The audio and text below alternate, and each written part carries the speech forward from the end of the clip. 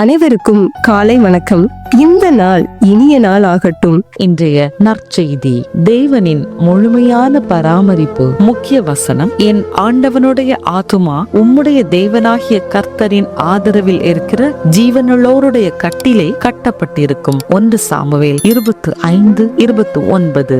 David வெற்ற தனது வாழ்நாளெல்லாம் ஒரு குமிழியில் வாழ்ந்து தனது 12ஆம் வயதில் மரணமடைந்தார். குமிழ் சிறுவன் பபிள் பாய் என்று செல்ல பெயரிடப்பட்ட டேவிட் SCID, அதாவது சிவியர் கம்பைன்ட் இம்யூனோ டெஃபிஷியன்சி எனப்படும் ஒரு வகையான கடும் நோய் எதிர்ப்பு குறையோடு பிறந்தார். அவனுடைய பெற்றோர் தங்களது மூத்த மகனை நோய்க்கு பலி கொடுத்ததால் இளையவனின் உயிர் காக்க மன உறுதியோடு இருந்தனர். அவனுடைய ஆயுளை நீட்டிக்க நாசாவின் விஞ்ஞானிகள் நெகிழியினால் ஆன ஒரு பாதுகாப்பு குமிழியை உண்டாக்கினர். மேலும் அவன் பெற்றோருக்கு விண்வெளி கவச உடையையும் அளித்தனர். இதனை கொண்டு அவர்கள் டேவிட்டை வெளியிலிருந்து பராமரிக்க முடியும்.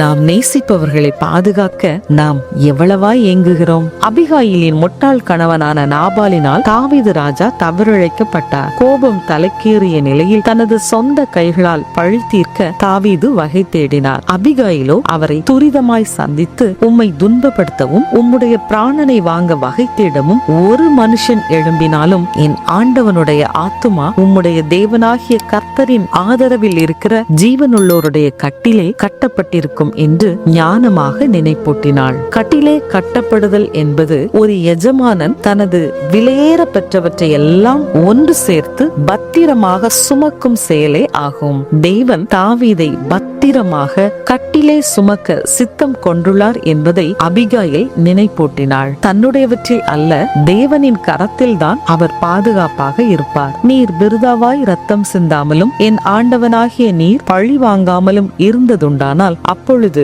என் ஆண்டவனாகிய உமக்கு துக்கமும் இராது, மன இடரலும் இராது என தாவீது ராஜாவுக்கு யோசனை கூறுகிறாள். பிறருக்கு பாதுகாப்பு தேவைப்படுகையில் நாம் சிறப்பாகவே செயல்படுகிறோம். ஆனாலும் தேவனின் பூரணமான பராமரிப்பில்தான் அவர்கள் உண்மையாக பாதுகாக்கப்படுவார்கள். நீங்களே சுயமாய் உண்டாக்கி கொண்ட பாதுகாப்பு குமிழிக்குள் பிறரையும் ஈர்க்கும்படி எப்போது தூண்டப்பட்டீர்கள்? தேவனின் பராமரிப்பே சிறந்ததென்று நீங்கள் எவ்வாறு நினைவுபடுத்திக் கொள்ளலாம்? அன்பு தகப்பனே, நான் நேசிப்பவர்களை என்னை காட்டிலும் நீரே சிறப்பாக சுமப்பீர் என்பதை அறிந்து உம்மிடமே அவர்களை ஒப்புவிக்க எனக்கு தயவாய் உதவும்.